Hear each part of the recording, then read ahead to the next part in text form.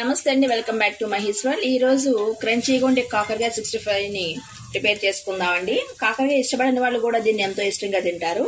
దానికోసం నేను ఒక 1/2 కేజీ కాకరకాయలు తీసుకున్నాను. ఇది శుభ్రంగా కడిగేసి మనం ఈ పైన కూడా ఏం తినవసరం లేదండి. ఇట్లా రౌండ్ గా మనం కట్ చేసుకుంటే సరిపోతుంది. కాకరకాయలు రౌండ్ గా కట్ చేసి పెట్టుకున్నాను. దీంట్లో టేస్ట్ కు సరిపడిన సాల్ట్ వేస్తున్నానండి. ఒక 1.5 స్పూన్ వరకు సాల్ట్ పడుతుంది. 1/2 స్పూన్ పసుపు వేస్తున్నాను. అలాగే 1 స్పూన్ అల్లం వెల్లుల్లి పేస్ట్,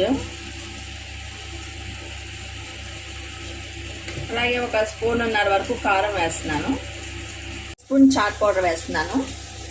అలాగే 1 స్పూన్ ధనియా పౌడర్. చిన్న కప్తో కార్న్ఫ్లోర్ తీసుకున్నాను. అదే కప్తో మైదా కూడా తీసుకున్నానండి. ఇప్పుడు అన్నిటిని బాగా కలిసేట్టుగా కలపాలి. ఇప్పుడు మొత్తం మసాలాలు, మైదా, కార్న్ పౌడర్ అంతా వేసి బాగా అంతా ముక్కలకి అంతా పట్టేట్టుగా కలపాలి.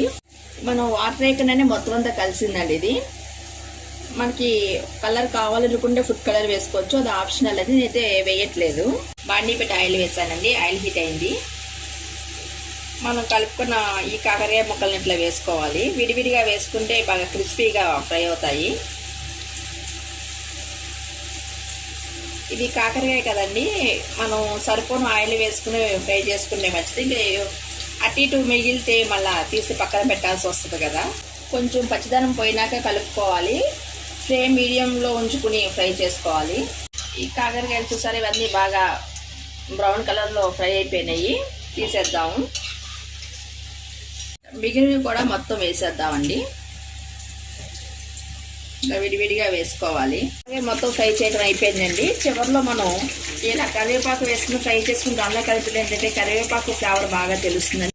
ఆరోగ్యానికి ఎంతో మంచిదైన కాకరకాయ 65 ఇట్లా మనం ప్రిపేర్ చేసుకున్నట్లయితే అందరూ ఇష్టంగా తింటారండి. ఈ రెసిపీ మీకు నచ్చింది అనుకుంటున్నాను. నచ్చితే లైక్ చేయండి, షేర్ చేయండి, సబ్స్క్రైబ్ చేసుకోండి. Thank you for watching.